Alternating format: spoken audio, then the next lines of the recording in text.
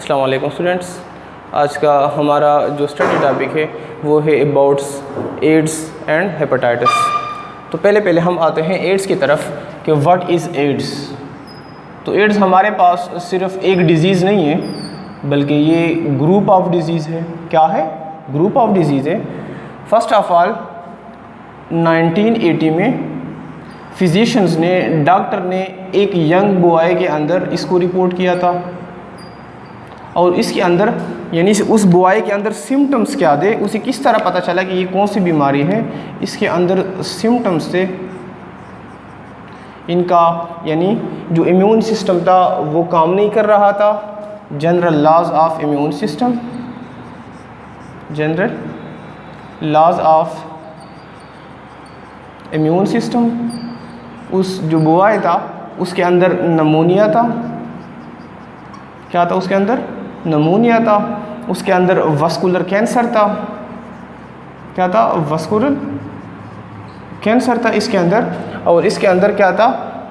उसके अंदर जो फोर्थ था वो इनका वेट कम हो रहा था, यानी loss of weight, loss of weight. तो ये पहली दफ़ा 1980 में एक यंग बॉय के अंदर रिपोर्ट हुआ था। 1984 में NIH national institute of health, जो कि USA का एंड फ्रांस का, उन्होंने मिलके इसके काजिंग एजेंट्स मालूम करे कि फॉर एग्जांपल इस बॉय में जो इन्फेक्शन है, जो डिज़ीज़ है, ये किसकी वजह से है। और फिर लेटर ऑन 1986 में इसको नाम दिया HIV, human immuno deficiency virus, जिस तरह हमने लास्ट लेक्चर में डिस्कस किया था। तो HIV यानी क्या है? HIV वायरस काज करते हैं, एड्स को काज कर लेते हैं। किस तरह काज कर लेते हैं? यानी हमारे इम्यून सिस्टम में बहुत सारे टाइप्स के सेल्स हैं, लेकिन उसमें दो इम्पॉर्टेंट टाइप्स के सेल्स हैं। एक को हम नाम देते हैं T लिम्फोसाइट्स, T लिम्फोसाइट्स, और एक होते हैं B लिम्फोसाइट्स, B लिम्फोसाइट्स। अब जो HIV वायरस है, यानी T लिम्फोसाइट का काम ये होता है, पहले T लिम्फोसाइट B लिम्फोसाइट का फंक्शन बता देता हूँ, इसके बाद मैं ये बता देता हूँ कि ये HIV एड्स को किस तरह काज करते हैं। अगर बाहर से बॉडी के अंदर कोई माइक्रोब्स या फॉरेन पार्टिकल्स आते हैं तो T लिम्फोसाइट का काम होता है उन फॉरेन पार्टिकल्स को, इन माइक्रोब्स को डिटेक्ट करना। यानी ये एक किस्म के सेंसर का काम करता है। किस चीज़ का काम करता है? सेंसर का काम कर लेता है। B लिम्फोसाइट क्या कर लेता है? ये अगर कोई फॉरेन पार्टिकल, कोई माइक्रोब्स आते हैं तो उसके अगेंस्ट एंटीबॉडीज़ प्रोड्यूस करते हैं, एंटीबॉडीज़ प्रोड्यूस कर लेते हैं।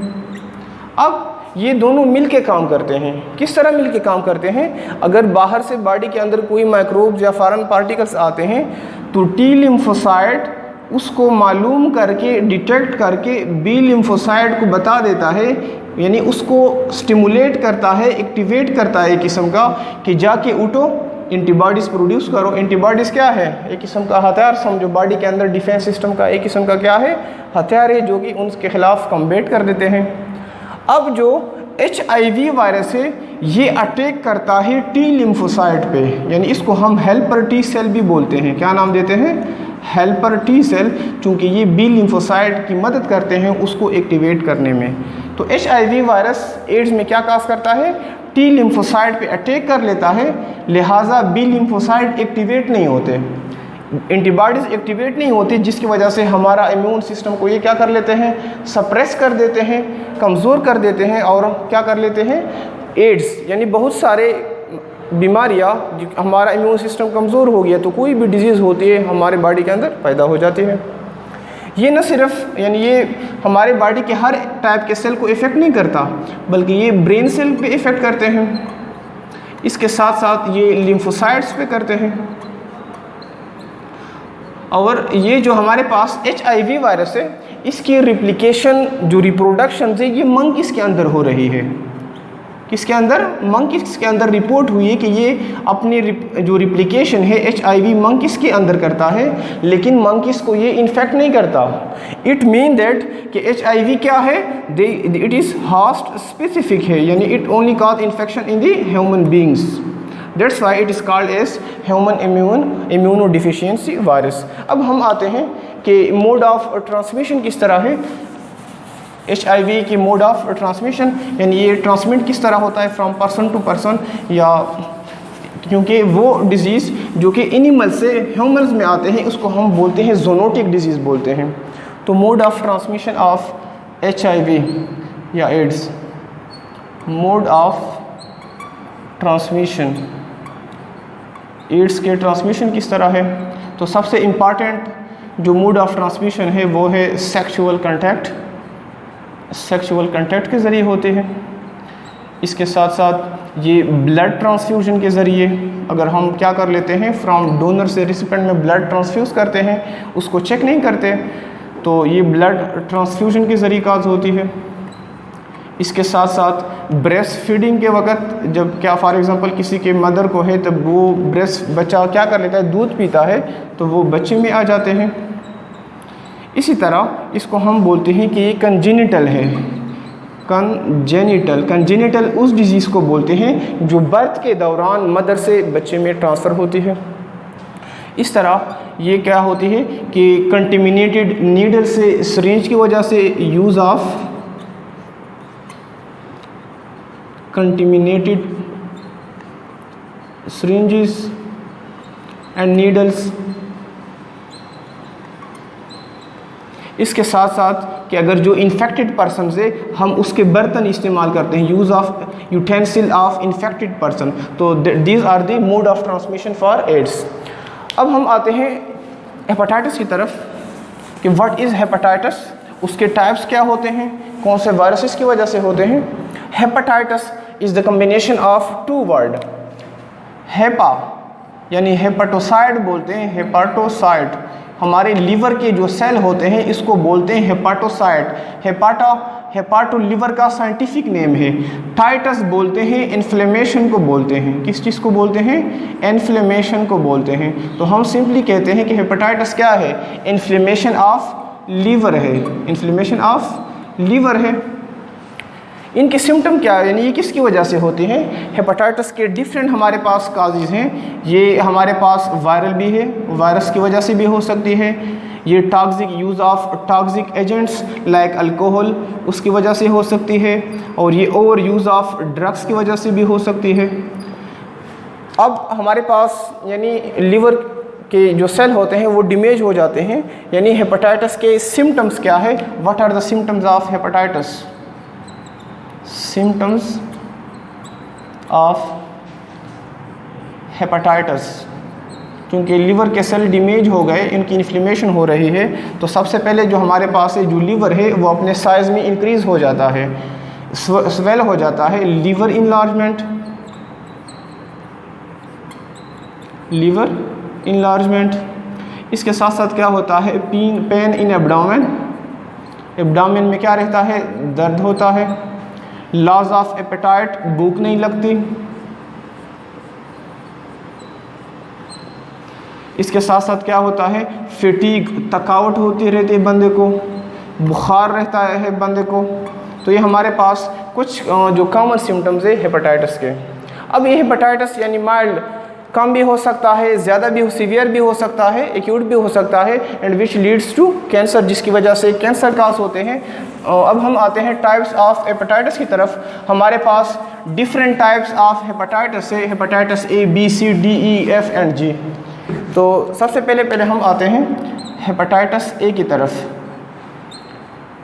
हेपेटाइटिस A, हेपेटाइटिस A को हेपेटाइटिस A इस वजह से बोलते हैं क्योंकि ये उस वायरस के नाम पे, उसको क्या कहते हैं कि A, यानी वायरस का नाम क्या है, A है, हेपेटाइटिस A वायरस, जिसको हम सिंपली रिप्रेजेंट करते हैं कि hepatitis is caused by hepatitis A virus. और हमारे पास जो हेपेटाइटिस A वायरस है वो क्या है, वो RNA वायरस है। क्या है, RNA वायरस है। और ये क्या है, नॉन इन्वेलप्ड है, इट मीन कि वायरस क्या है, नेकेड वायरस है, उसके ऊपर मेम्ब्रेन मौजूद नहीं है। इसको हम दूसरा नाम देते हैं हेपेटाइटिस ए वायरस को हम कहते हैं कि ये हमारे पास क्या है, इसको हम कहते हैं कि इन्फेक्शियस हेपेटाइटिस भी बोलते हैं, इन्फेक्शियस हेपेटाइटिस। तो ये एमसीक्यूज़ के पॉइंट ऑफ व्यू से तुम लोग को याद होना चाहिए कि hepatitis A is also called as infectious hepatitis, red marker, कि hepatitis A is also called as infectious hepatitis. तो ये पॉइंट तुम लोग को एमसीक्यूज़ के हवाले से याद होना चाहिए। इसकी मोड ऑफ ट्रांसमिशन क्या होते हैं कि अगर कोई हेल्दी बंदा इन्फेक्टेड पर्सन की फिसिस के साथ अटैच मतलब टच हो जाए, उसके जो फाजिल मवाद हैं उसके साथ टच हो जाए, तो ये क्या है इनके अंदर मोड ऑफ ट्रांसमिशन। तो मोड ऑफ ट्रांसमिशन क्या है हेपेटाइटिस ए के contact with faeces of infected person. और ये इतना सीवियर नहीं होता, शॉर्ट टर्म के लिए होता है, इतना डेंजर नहीं है और ये फिर जल्दी ठीक हो जाता है। इसके बाद हमारे पास सेकंड नंबर पे जो है वो है हेपेटाइटिस बी। हेपेटाइटिस बी जो है ये होता है हेपेटाइटिस बी वायरस की वजह से होता है। ये हमारे पास है, इसको यानी डीएनए वायरस है। क्या है, डीएनए वायरस है। इट मीन दैट कि जो न्यूक्लियस एसिड है वो क्या है, डीएनए का है। और इसको हम दूसरा नाम देते हैं, इसको हम नाम देते हैं serum hepatitis. Hepatitis B is also called as serum hepatitis का नाम देते हैं। And it is commonly found in, कहाँ पे मौजूद है, ये कॉमनली मौजूद है एशिया में मौजूद है, चाइना में है, ये फिलिपाइन की रीजन में मौजूद होता है। इसके साथ साथ ये हमारे पास अफ्रीका के कंट्रीज़ में है और ये मिडल ईस्ट की कंट्रीज़ में, जिसमें हमारे पास अज़रबैजान, उज़्बेकिस्तान, तजाकिस्तान ये ममालिक आते हैं। Mode of transmission of hepatitis B virus क्या है कि ये बॉडी फ्लूइड की ट्रांसमिशन की वजह से, बॉडी फ्लूइड की ट्रांसमिशन से क्या मुराद है, यानी ब्लड ट्रांसफ्यूजन है, सेक्सुअल कांटेक्ट है, ब्रेस्ट फीडिंग है, सलाइवा है। तो mode of transmission of hepatitis B क्या है, बॉडी फ्लूइड की वजह से है। थर्ड नंबर पे हमारे पास है हेपेटाइटिस सी वायरस। हेपेटाइटिस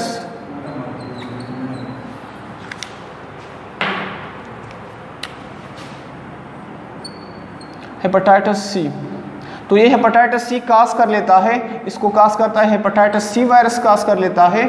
ये जो वायरस है ये भी आरएनए वायरस है, यानी इनके अंदर न्यूक्लिक एसिड क्या है, आरएनए है। और ये क्या है, इन्वेलप्ड है। क्या है, इन्वेलप्ड है। और इसके अंदर जो मोड ऑफ, इसको हम कहते हैं, जो इसके अंदर जो मोड ऑफ ट्रांसमिशन है ये क्या है, ये भी हमारे पास यानी congenital from mother to children, मतलब कि जब अम्मी क्या करता है, मदर वो बच्चे को देता है तो उस दौरान ये क्या होते हैं, ट्रांसफ़र होते हैं। इसके बाद हमारे पास है हेपेटाइटिस डी, जिसको हम नाम देते हैं डेल्टा हेपेटाइटिस डी, इसको हम कहते हैं डेल्टा हेपेटाइटिस का नाम देते हैं। इसके हमारे पास मोड ऑफ ट्रांसमिशन और इसका जो बाकी के आरएनए है, डीएनए है, स्टिल अननोन है।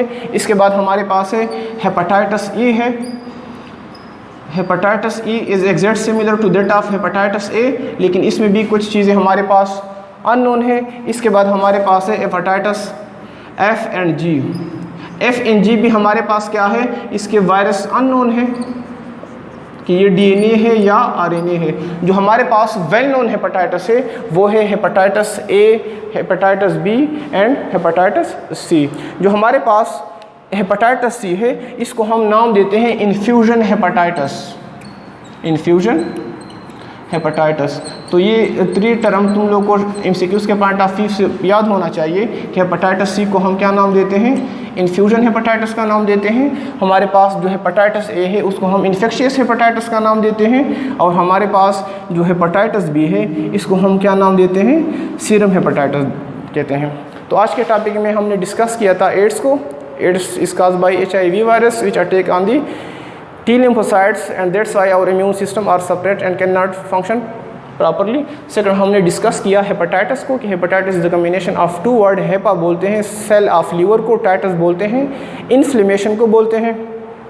यानी लीवर सेल की इन्फ्लेमेशन हो जाती है, लीवर अपना फंक्शन परफॉर्म नहीं करता और ये डिफरेंट सिम्टम शो करता है, लाइक लॉस ऑफ एपेटाइट है हमारे पास, लीवर इनलार्जमेंट है, एब्डोमिनल पेन है, फीवर है। That's all about the lecture. अल्लाह हाफिज़।